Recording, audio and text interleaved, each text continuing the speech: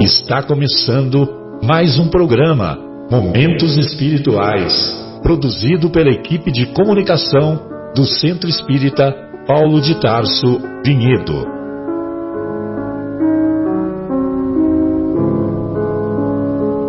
Se guardas contigo o estigma do sofrimento, indagando pela solução dos velhos problemas do ser e da dor, se percebes a nuvem que prenuncia a tormenta e o vórtice traiçoeiro das ondas em que navegas, vem conosco, estudemos a rota de nossa multimilenar romagem no tempo, para sentirmos o calor da flama de nosso próprio espírito a palpitar, imorredouro na eternidade, e acendendo o lume da esperança, perseveremos juntos em exaltação de alegria que Deus, o Pai de infinita bondade, nos traçou a divina destinação para além das estrelas.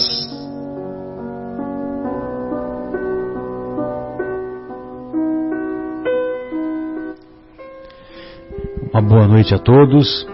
Iniciamos mais uma edição do programa Momentos Espirituais.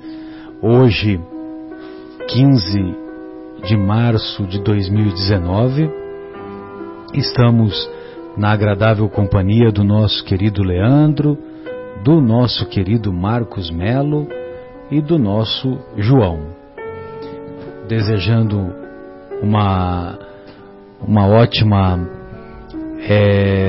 estadia na viagem que precisou se ausentar o nosso querido Afonso e também o nosso querido Guilherme, que uma vez mais esteve envolvido no trânsito paulistano. Grande abraço, Guilherme. Muito bem, hoje nós vamos falar sobre o capítulo 12º de O Evangelho segundo o Espiritismo, capítulo intitulado Amai os vossos inimigos, isso na primeira hora. E na segunda hora nós vamos discutir o capítulo 28º da obra Nosso Lar, capítulo intitulado Em Serviço. Muito bem. Então, lá no capítulo 12º do Evangelho segundo o Espiritismo, o Kardec escolhe uma passagem lá do Sermão do Monte, que se encontra no capítulo 5 das anotações do evangelista Mateus, no capítulo 5, versículos de 43 a 47. Assim diz o amigo de todas as horas, assim diz Jesus. Aprendestes que foi dito: amareis o vosso próximo e odiareis os vossos inimigos.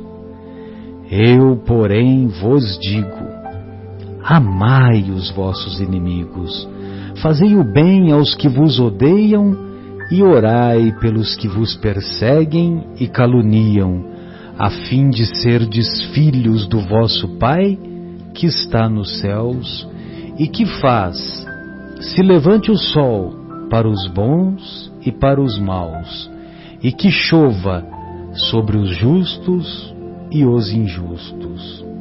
Porque, se só amardes os que vos amam, qual será a vossa recompensa?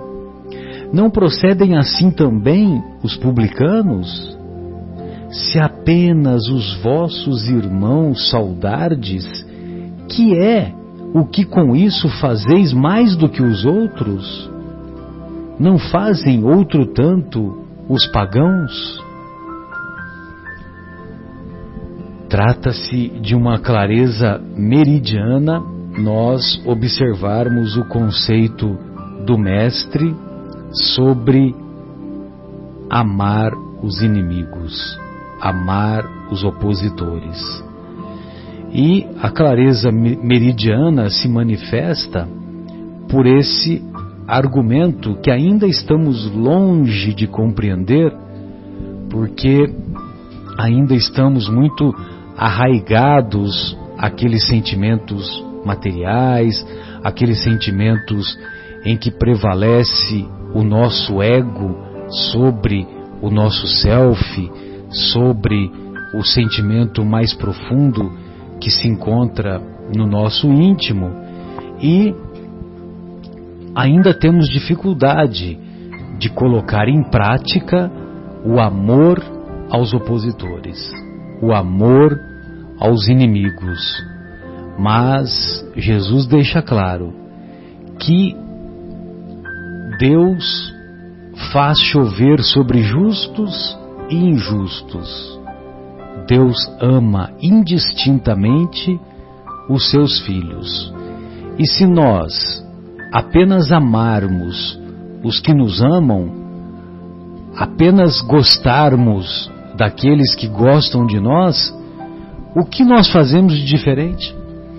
As pessoas menos qualificadas, entre aspas, muitas vezes no nosso julgamento mesquinho, as pessoas de má vida também não se amam umas às outras? Então, Jesus, fazendo essa comparação, analisando o peso maior, fica fácil de entender que amar os inimigos é tornar-se uma pessoa melhor.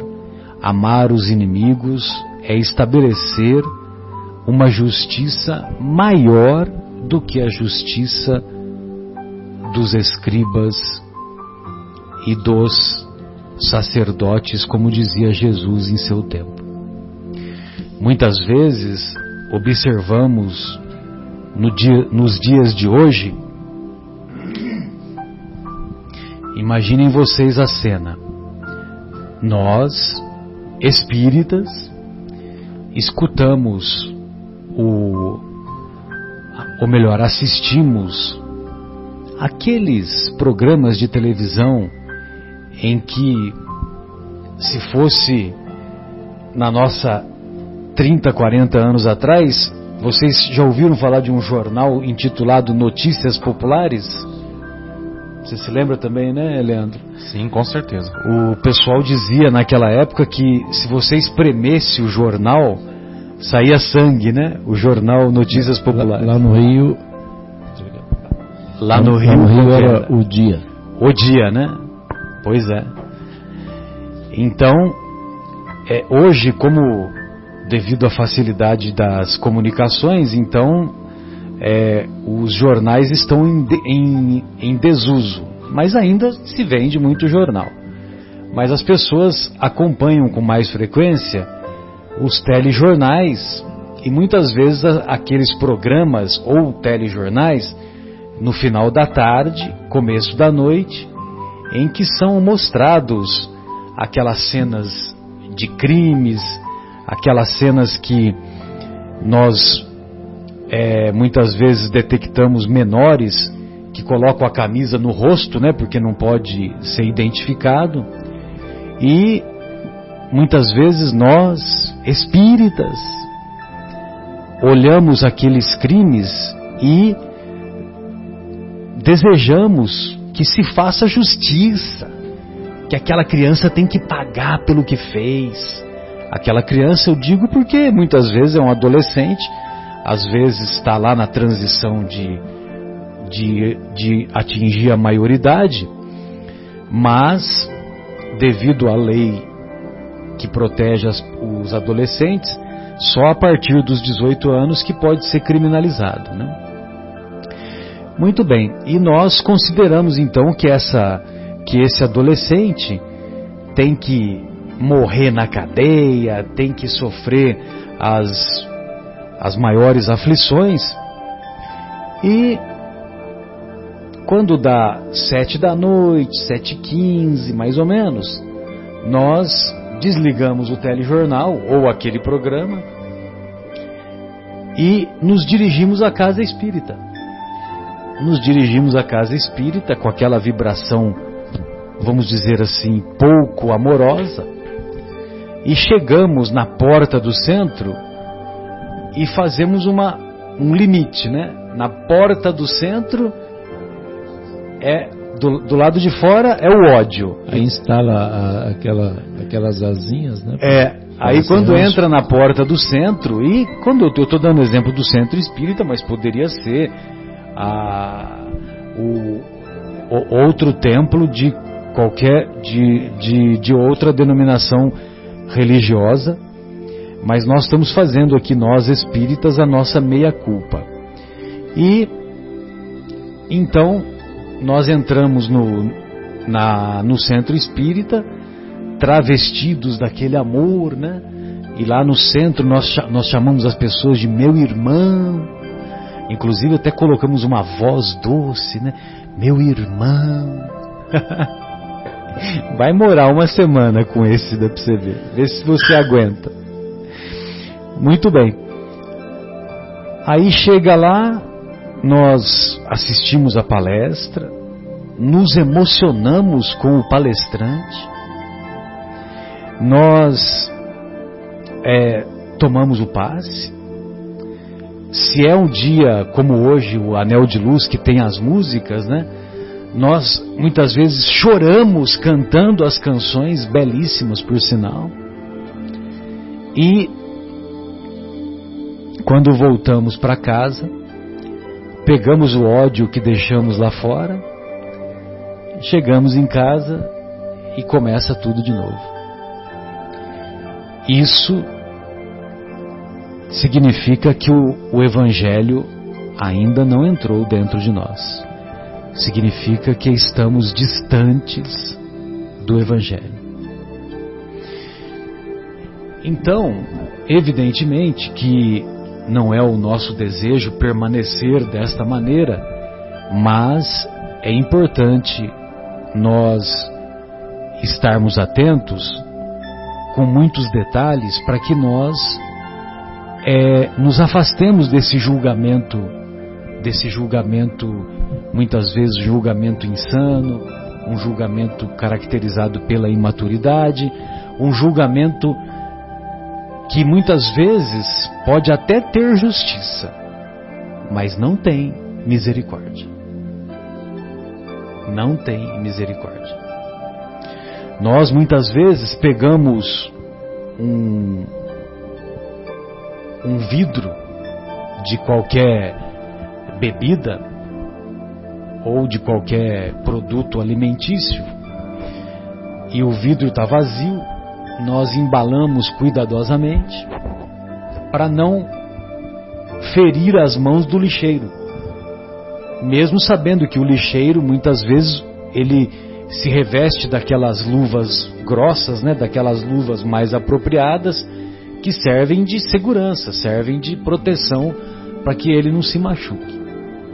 Aí nós fazemos isso cuidadosamente e colocamos no lixo quando é reciclável ou quando não é reciclável.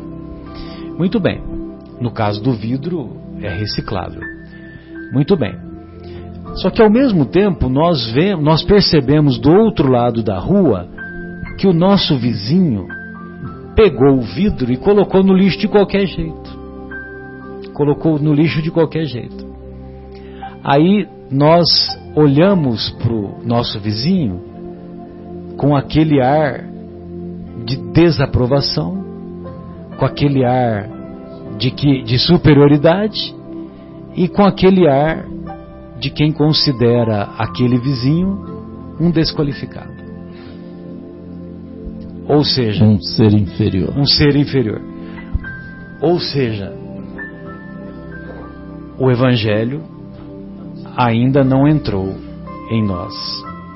São pequeninos exemplos, evidentemente, que todos temos no seio da família, ou no círculo de convivência, seja no círculo entre amigos, seja no círculo de amigos de formatura, seja no círculo dos amigos da infância, seja no círculo das pessoas do trabalho. Tem aquelas pessoas que nós temos mais simpatia, aquelas que temos menos simpatia e aquelas que não temos simpatia nenhuma e que nós não nos esforçamos para mudar essa situação. Ainda o Evangelho não penetrou em nossos corações. Bem, então essas eram as considerações iniciais, e aí eu gostaria de ouvir os nossos amigos para dar o andamento, né, para dar o desenvolvimento do tema. Fique à vontade aí, Marcos, João, Leandro, Lucas, Pedro, Bartolomeu, falar os 12 apóstolos. Então, Marcelo, eu até queria começar aqui, porque esse capítulo é um capítulo, é lindo, né, esse capítulo 12, que Jesus fala: amai os vossos inimigos, é uma coisa muito difícil. Isso é difícil, né? Difícil para todos nós que moramos num planeta, né, numa terra de provas e expiações, que estamos com o mal, em contato com o mal constantemente, né? E é difícil perdoar para valer os nossos inimigos, né? E essa semana, né, a gente levar isso aqui na discussão, tivemos aquela situação deprimente, triste, deplorável, né, das crianças lá de Suzano, que foram mortas, né, por aqueles 2 indivíduos que morreram também depois, né? E para os pais dessas crianças, né? Para eles será fácil, né, perdoar esses inimigos, né? Mesmo desencarnados, eles também morreram, né? Morreram também por consequência deles, mas causaram essa dor indescritível, né? Indescritível para os pais. E aí, né? Será que esses pais terão a misericórdia? Espero que sim, né? E é isso que a gente sempre fala na nossa doutrina, né, Marcelo? A gente sempre tem colocado. Nós temos uma visão desta vida, principalmente nessas horas, parece que a gente só vê esta vida e busca entender o porquê que aconteceu tudo aquilo, né? E nada é por acaso, nada é por acaso. Então, assim, levar isso em discussão também, né? Porque essa semana foi muito difícil para todos aí que acompanham essas notícias, para todos que se colocam no lugar daqueles pais, né? Amai os vossos inimigos, né? E a gente pede para que eles façam isso, porque Jesus, né, esse governador do nosso planeta, o maior espírito que povoou, que habitou, né, esse planeta, que não precisava encarnar, mas veio, nos traz este é o maior ensinamento dele: amai os vossos inimigos, né? Ele diz assim, como você bem leu, né? Tendes ouvido o que foi dito: amarás o teu próximo e aborrecerás o teu inimigo. Mas eu vos digo, ou seja, é ele que está pedindo, ele está indo além das Escrituras, é ele, esse mandamento é dele, não é de outro. Quer dizer, alguns outros talvez fosse ele inspirando alguém lá atrás, mas esse é dele encarnado. Ele fala: eu vos digo, esse é o meu mandamento: amai os vossos inimigos, fazei bem àqueles que vos odeiam e orai pelos que vos perseguem e caluniam, para serdes filhos do vosso Pai que está nos céus, o qual faz nascer, né, o sol sobre os bons e sobre os maus, e vira a chuva sobre os justos e injustos. É difícil perdoar? Muito, principalmente nessas horas. Pais, vocês que talvez cheguem a ouvir ou não esse programa, é difícil perdoar? É difícil perdoar, mas perdoem, esse é o caminho, né? Aí. A experiência do perdão é a experiência mais complexa, mais dolorosa, mais difícil, mas também é a mais libertadora. Então, só pelo fato de ser a mais libertadora, já vale a pena, né? Já vale a pena praticar o perdão. E o Evangelho de Jesus é centrado nisso, né? Aquela questão 886 resume tudo. A questão 886 de O Livro dos Espíritos. Como Jesus entendia a caridade em seu tempo. respondem os benfeitores: benevolência para com todos, indulgência com as imperfeições alheias e perdão das ofensas. Pois não, João, gostaria de ouvi-lo. Eu, com relação a esse fato, né, acho que é fundamental para a gente, todos nós vibrarmos por esses pais, né, por todos os envolvidos, independente, né, porque assim, é uma coisa muito triste. Isso que o Marcelo falou, né, você estava falando antes dessa questão, antes de comentar esse fato aí que o Marcos trouxe. Mas assim, é muito impressionante, parece que, por exemplo, quando a gente liga a televisão, né, parece que só acontece coisa ruim no mundo, né? Então assim, porque é o que dá Ibope, né? Você vai lá no jornal, se não estiver passando coisa ruim, ninguém fica vendo a televisão. Aí desliga, isso aí é uma notícia, água com açúcar, né? Quer dizer, sabe aquelas conversas que a gente ouve? Então, não, a pessoa quer ver coisa ruim mesmo, não sei o que, sabe? É uma tristeza, né? Igual, por exemplo, a gente está viajando, tem um acidente na outra faixa, a gente não vai fazer absolutamente nada, né? Mas engarrafa do outro lado, inclusive com um muro no meio das pistas para separar, engarrafa o lado de cá.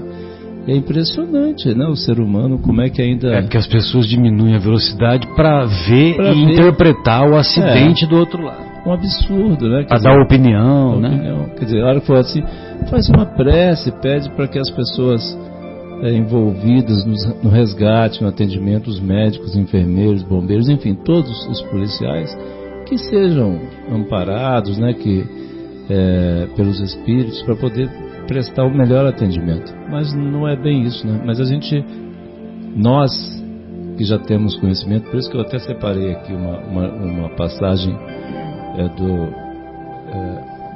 do Vinha de Luz, do nosso querido Emmanuel. E aí, né, Marcos, é importante a gente, nesses momentos, principalmente nós que temos assim algum conhecimento, né, que nós elevemos ainda mais os nossos pensamentos e vibremos muita paz, muita força para todos os envolvidos. Então eu queria ler, né, Marcelo, aqui a passagem número 60, Fica à vontade. Capítulo número 60 do Vinha de Luz, do nosso querido Emmanuel, intitulado Que fazeis de especial? E exatamente ele pega exatamente essa passagem. Vai na mesma linha, né? Exatamente. Que fazeis de especial? Jesus. Mateus 5:47. E o nosso querido Emmanuel diz assim: iniciados na luz da revelação nova, os espiritistas cristãos possuem patrimônios de entendimento muito acima da compreensão normal dos homens encarnados.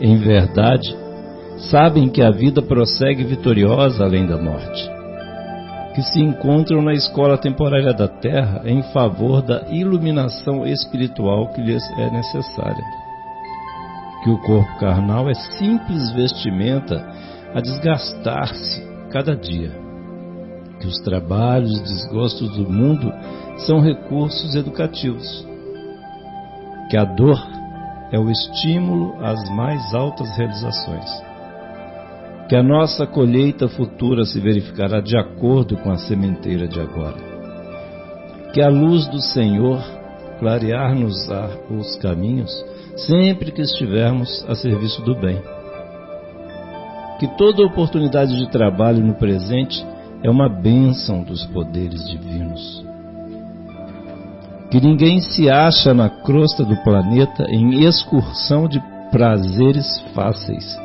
mas sim em missão de aperfeiçoamento,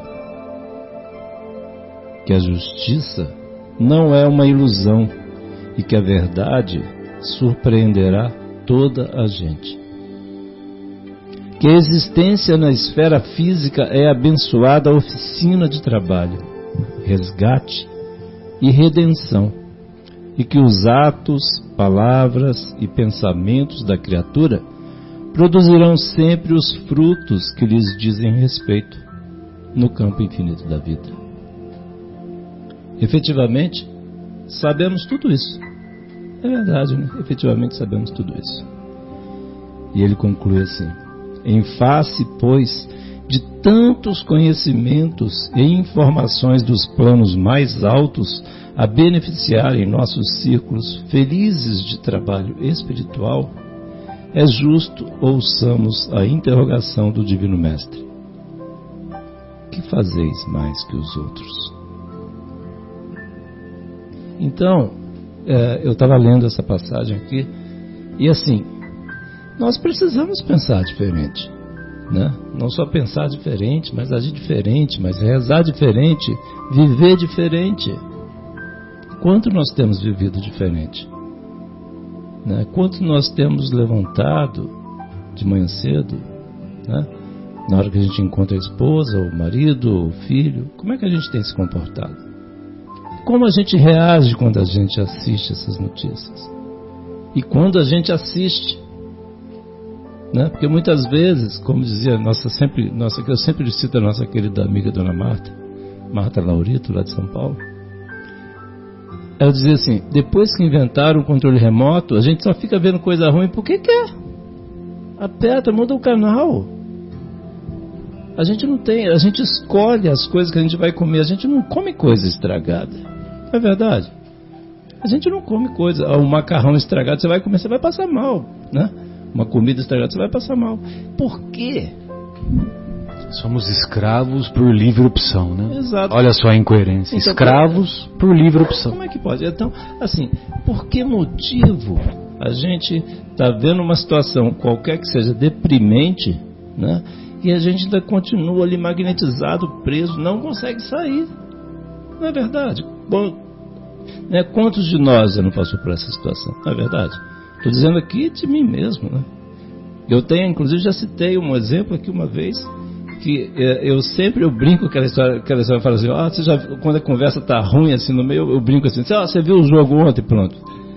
Eu falo, às vezes eu nem sei que jogo, que nada, mas pelo menos é só para mudar o papo, porque essa questão nós que já conhecemos, isso que foi falado aqui, quanta informação o mundo espiritual já nos trouxe, quanta informação a gente já tem. Nós, principalmente os espiritistas cristãos aqui que está falando, o Emmanuel que está falando isso, né?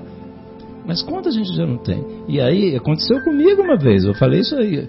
Eu sempre tenho essa brincadeira que eu falo para sair, para mudar, arrumar um jeito de mudar o papo sem arrumar inimigo, porque senão às vezes numa situação assim o pessoal fica tão magnetizado que se você for falar alguma coisa você ainda é chamado de careta, né? Alguma coisa assim. Mas a gente precisa ter coragem. Cadê a nossa coragem? Eu arrumei essa brincadeira para falar, você viu o jogo ontem e o papo muda. É impressionante como muda. E teve uma vez lá em São Paulo, eu já comentei essa questão aqui, né? Começou a conversa atravessada, falando sobre assalto, não sei o que, fiquei lá, tal. Depois de um tempo eu estava no meio da conversa, falei, o que eu estou fazendo aqui nessa conversa, cara? O que eu estou ainda aqui? Não, e passando mal, né? Não. Absorvendo todas aquelas energias ruins, né? Horrível. Que esse tipo de conversa atrai, né? E aí sabe o que aconteceu? Eu cheguei em casa e minha casa tinha sido assaltada. Olha que impressionante. A única vez assim que a situação, assim, eu não brinquei, eu não fugi da situação, arrumei um jeito de sair, porque assim, se o papo não mudasse, eu saía da rodinha, que geralmente mudava. Essa questão do jogo funciona, né? Eu até sugiro, é uma sugestão para os ouvintes. Aí aquele dia não funcionou. Não, aquele dia eu não fiz. Ah, entendi. Eu me omiti, ainda fiquei lá curtindo aqueles miasmas, aquelas coisas horríveis. Cheguei em casa e minha casa tinha sido assaltada, cara. Você acredita num negócio desse? Não teve uma assim, coisa, não podia ser mais claro para mim a lição do plano.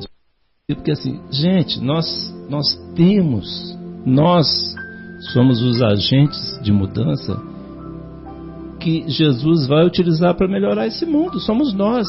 Não vai chegar nenhum mágico, não vai chegar ninguém na nave espacial. Não, somos nós aqui, os encarnados. Nós, meia boca aqui, a gente mesmo. E a gente precisa, nós já temos informação para isso, né, Marcelo? Podemos ir melhorando. E precisamos.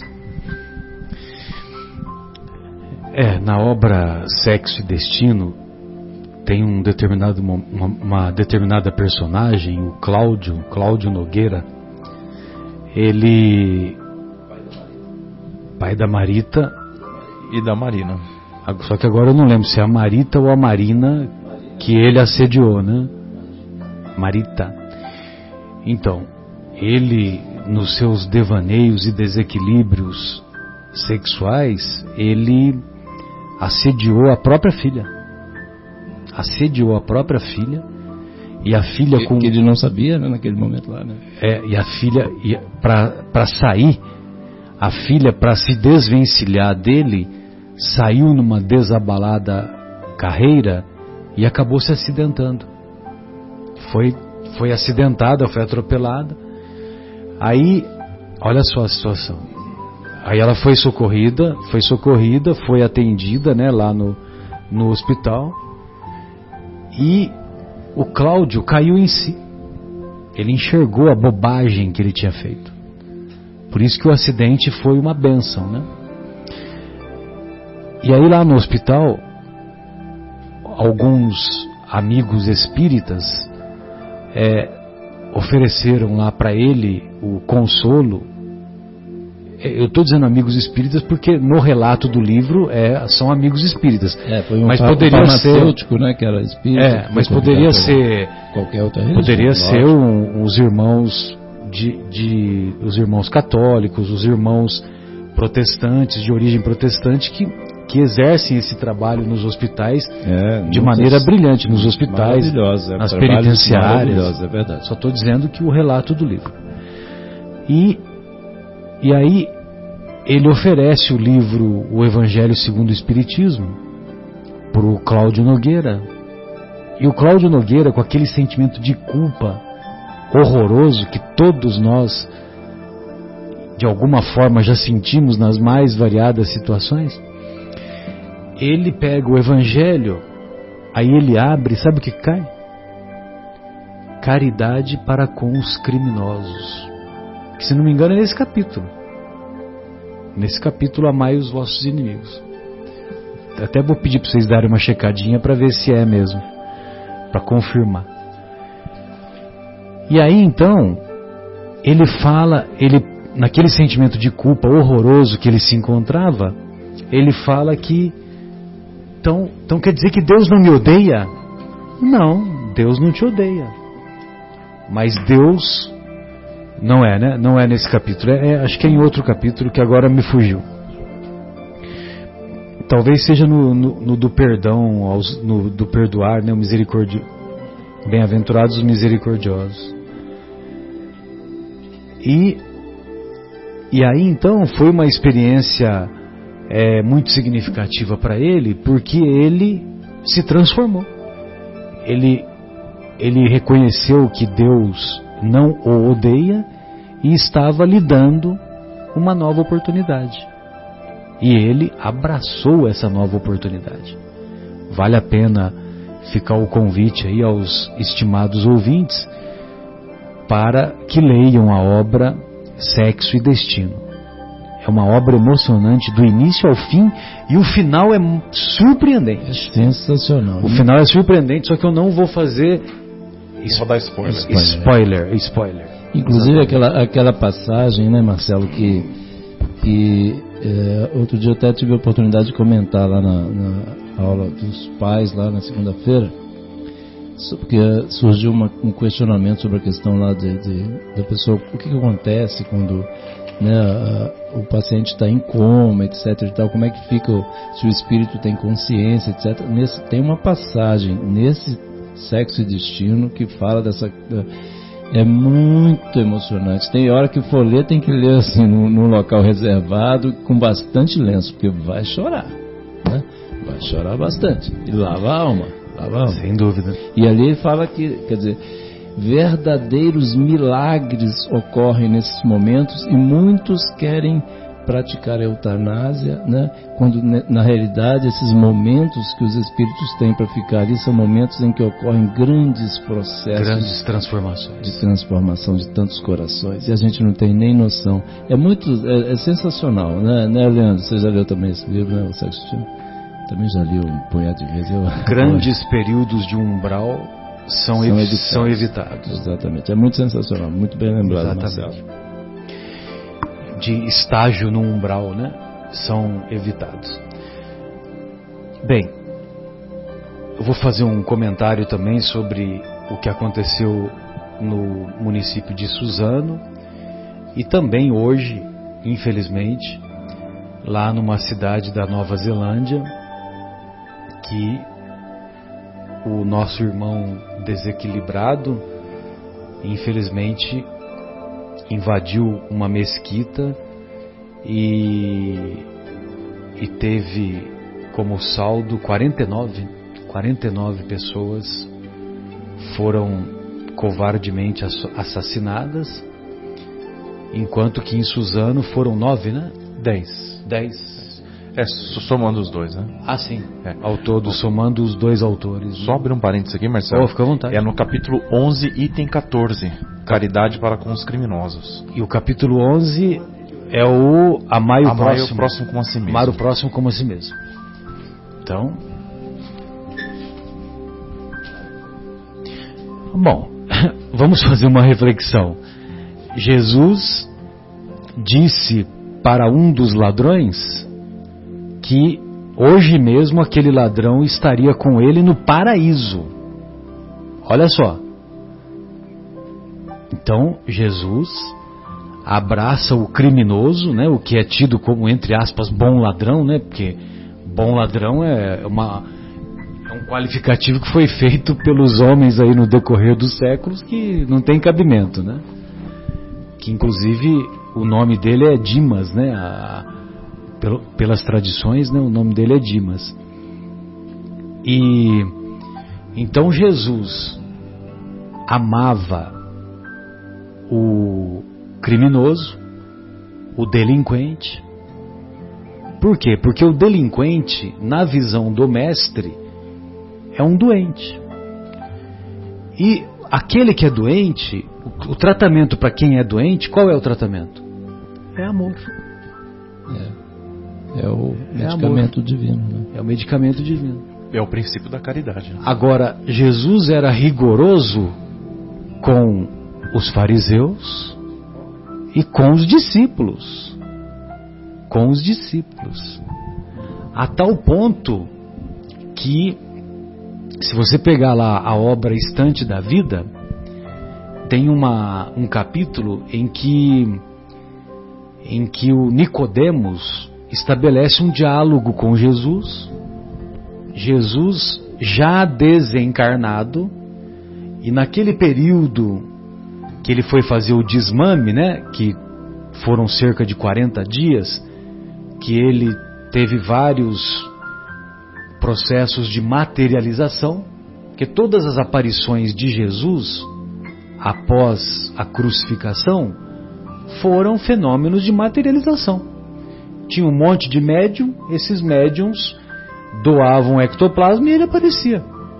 Sem contar a própria capacidade dele de se deixar aparecer, né? De se deixar mostrar-se, vamos dizer assim. E de reunir vamos dizer, toda a matéria disponível, né? Isso faz parte da sabedoria, né? Do conhecimento. Sim. Ele tem esse conhecimento de manipular os fluidos e tal. Verdade. Muito bem. Aí, nesse período, o Humberto de Campos vai revelar, que é o autor do Estante da Vida.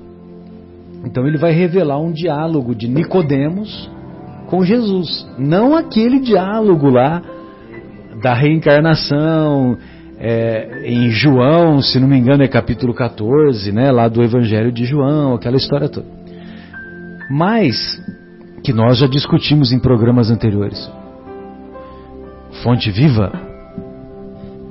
Não, Fonte Viva não, é no livro do Humberto de Campos. Boa Nova? Não. O que eu estou me referindo, João, é que no Evangelho de João, Nicodemos conversa com Jesus estando encarnado, antes da crucificação.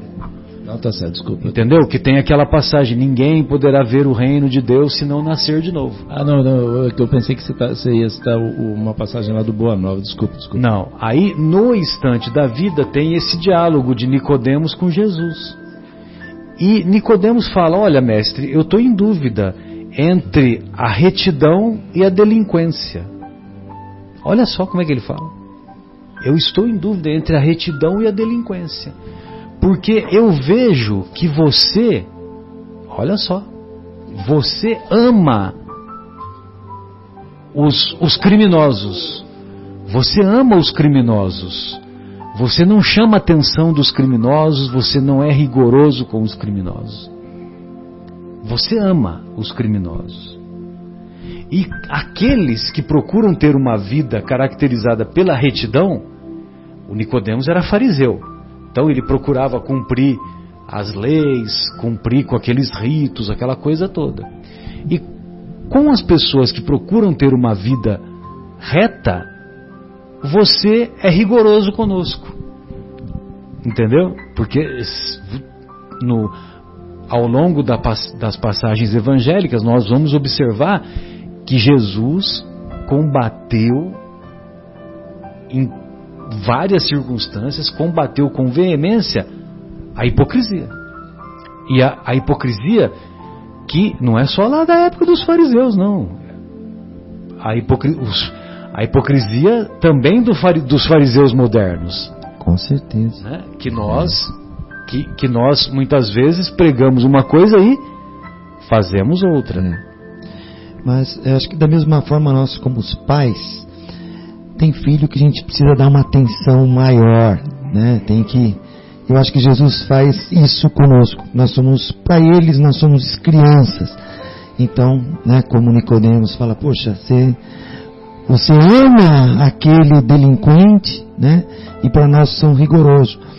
Jesus, na verdade, dá atenção àquele que precisa naquele momento. A atenção não, né? Ele dá o amor, né? E evidente que ele dá o amor também para aquele que segue no caminho reto, mas ele já vê que aquele já está no caminho correto. Você tranquilo, agora esse precisa ser acalentado, né? Eu acho que deve ser por aí essa explicação. Eu também penso como você. Eu acho que é isso mesmo. Porque muitas vezes um filho precisa de uma atenção maior. Puxa, isso daqui precisa de um pouquinho mais de, exato, né? De estar mais pertinho, mais carinho do que o outro. Não mais carinho, né? Uma atenção especial, né? Enquanto o outro está mais porque são espíritos, estão em diferentes fases da vida espiritual, né? E eu acho que talvez seja por isso, né? Que, né, o Nicodemos. Então, e como o remédio para esses nossos irmãos criminosos, o remédio para esses nossos irmãos que na visão de Jesus eles são doentes, o remédio é o amor. E o amor aproxima. É mesmo. Se nós partirmos para o ódio, o que vai acontecer? Vai aumentar a distância. Vai aumentar a distância, porque o criminoso não vai querer saber de se aproximar de Jesus. Uhum, agora, se pela manifestação do amor, ele pode se interessar. Ele pode se interessar e ele pode fazer o caminho da transformação que o Cláudio Nogueira fez lá, que nós citamos há pouco na obra Sexo e Destino. É mesmo. É mesmo. E aí então, quando o Nicodemos propõe essa questão para o mestre, então quer dizer, é uma sinuca de bico, né? Para nós imperfeitos, né? Falei, e agora o que eu vou responder, né? Eu vou ter que procurar, né, nos meus alfarrábios para buscar uma saída, né? Só que Jesus é Jesus, né? Então Jesus explica para o Nicodemos, fazendo uma pergunta. Olha só, né, a capacidade do mestre, né? É muito frequente os mestres responderem uma indagação com outra pergunta. E aí ele diz para o Nicodemo, e aí força o raciocínio, né, Marcelo? Força o raciocínio. Exatamente para... Que é um método pedagógico. Exato. Várias vezes Jesus faz isso. Várias vezes. O nosso querido Fabinho sempre falava isso aí. Né? E várias vezes nós vamos encontrar isso também na biografia de Sócrates, na biografia do Siddhartha Gautama, né, o Buda e tantos outros pensadores que se caracterizaram pela pela imensa sabedoria de que eram portadores. Muito bem, aí Jesus responde para o Nicodemos, fazendo a seguinte indagação: acaso, Nicodemos, conheces todos os detalhes da vida dos nossos irmãos criminosos? Esses mesmos que estavam ao meu lado lá na cruz? Conheces todos os momentos de tentação que eles tiveram e que vieram a sucumbir? Lógico que isso foi suficiente para que Nicodemos entendesse a diferença entre retidão e delinquência, e lógico que ele fez a opção de se manter na retidão. Agora, muitas vezes nós criticamos os nossos irmãos que desviam milhões dos cofres públicos num país distante, né? Nós consideramos que os corruptos têm que ir para a cadeia e julgamento sumário e nunca mais sair da cadeia. E lógico que o nosso país ainda está, vamos dizer assim, ainda tem muitas deficiências nessa área. Mas o comentário que nós buscamos colocar é que, e se fosse um de nós, e se toda essa dinheirama tivesse ao nosso alcance, ou ao alcance de um dos nossos familiares, de um amigo querido, se fosse um amigo querido nosso, nós teríamos um olhar de indulgência com ele? Ou nós teríamos o mesmo olhar de justiça sem misericórdia? Né? Então, quer dizer, é importante a gente estar atento para essas questões todas, né? Que isso não significa que nós estamos aplaudindo o crime, que nós estamos sendo coniventes com a delinquência, que nós não estamos,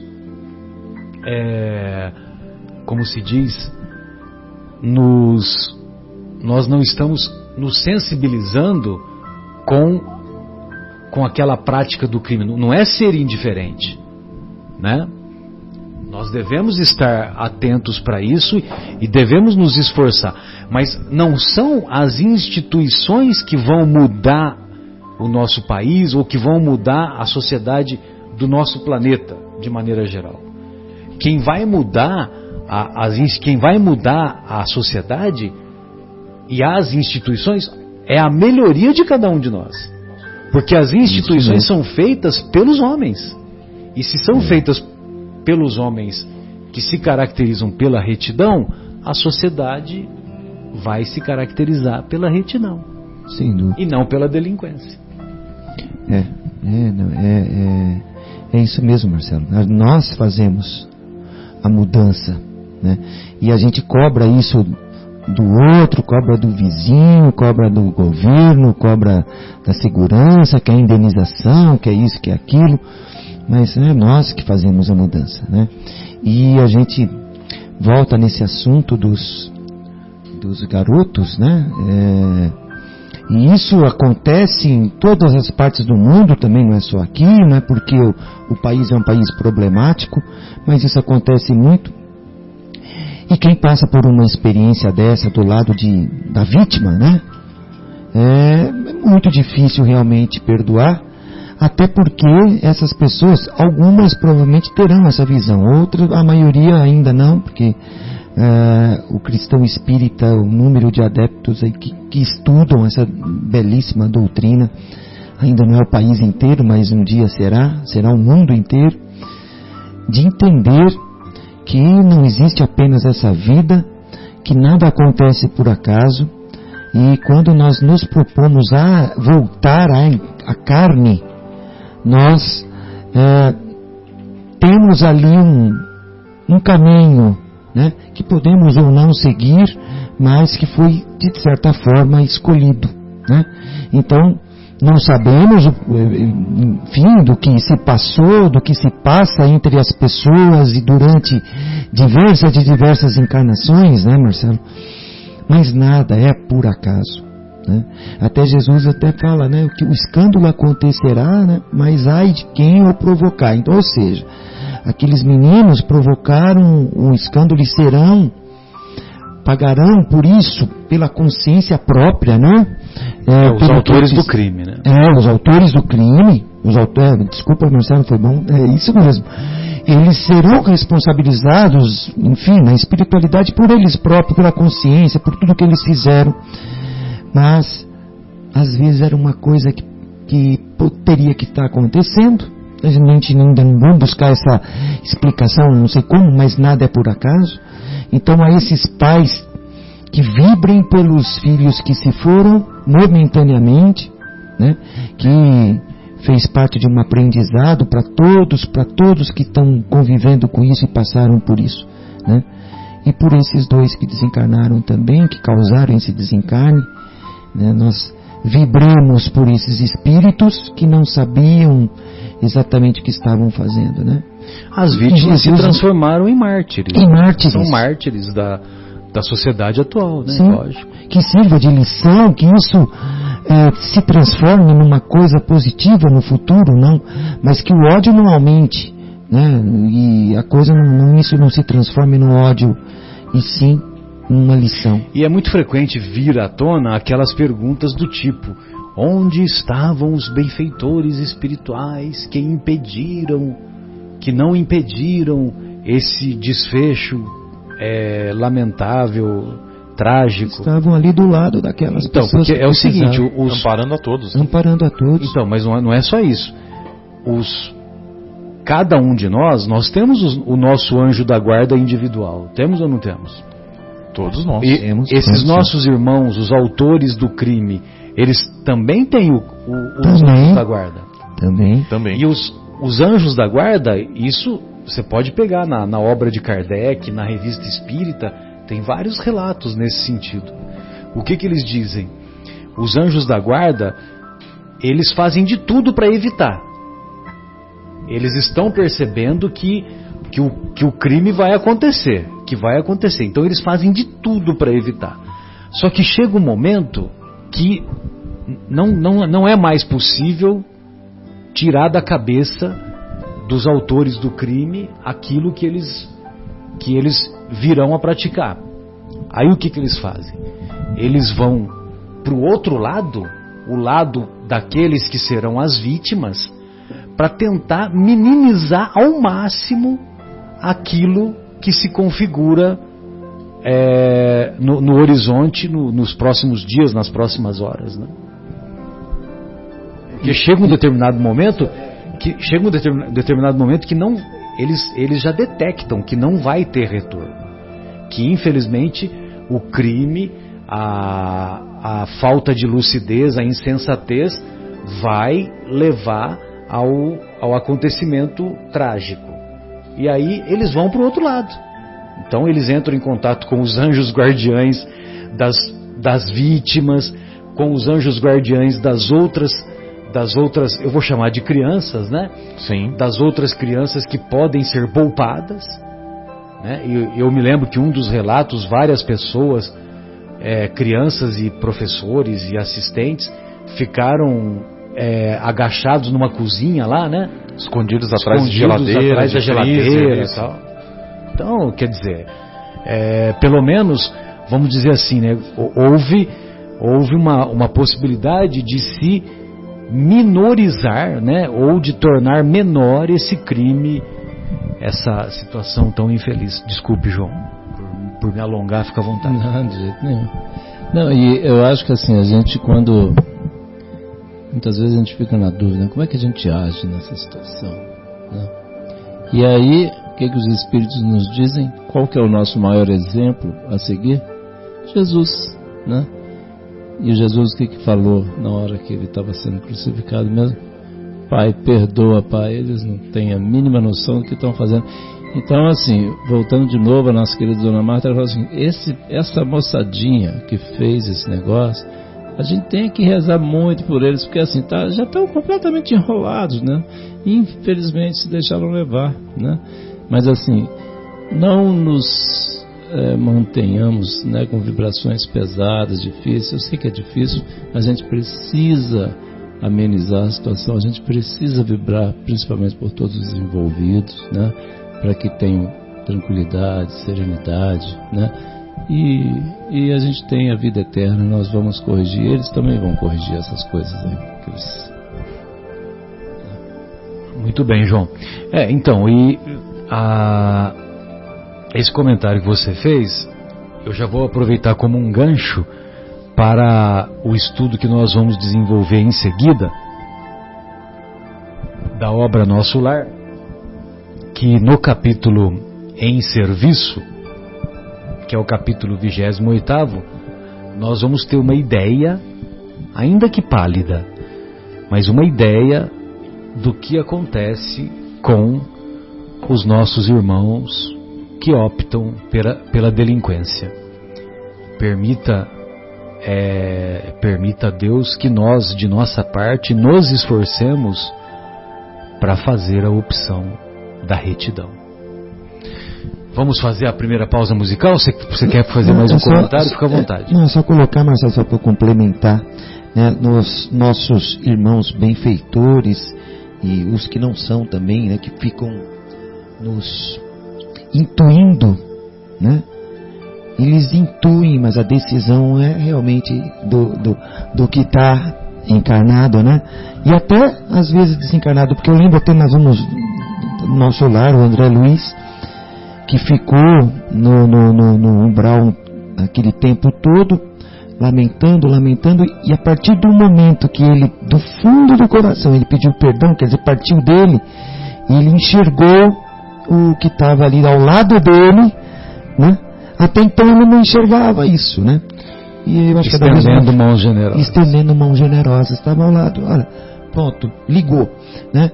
E esses espíritos que fizeram isso, né? Não deram ouvidos às coisas boas, né? Enfim, foi o livre-arbítrio. Eles fizeram isso porque quiseram. Então é a manifestação do livre-arbítrio. Por mais força que faça, os benfeitores respeitam o livre-arbítrio. Eles respeitam o livre-arbítrio. Então eles tentam. Não deu, como você falou, vamos minimizar a coisa. Então vamos tentar minimizar. Aí eles minimizam, né? Porque a coisa de fato irá acontecer e não tem como fazer voltar atrás. Eles não conseguem. É a mesma coisa, alguém te dá um conselho e você não ouve. Olha, não, eu vou fazer. Não, mas não faz. Não, eu vou fazer. Não faço. E assim por diante, né? Mas é isso aí. Vamos lá para o nosso... Obrigado. Vamos lá.